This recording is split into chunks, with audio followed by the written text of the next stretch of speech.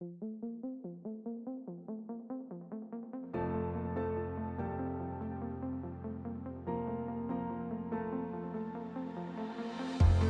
the supplied key to unscrew the handpiece cover.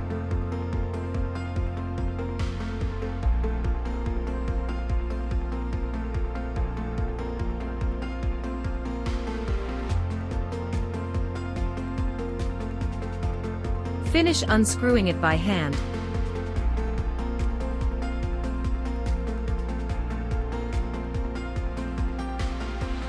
Remove the new turbine from its casing. Insert it from the front of the handpiece to push out the old turbine. Rotate the handpiece and insert it from the back or first.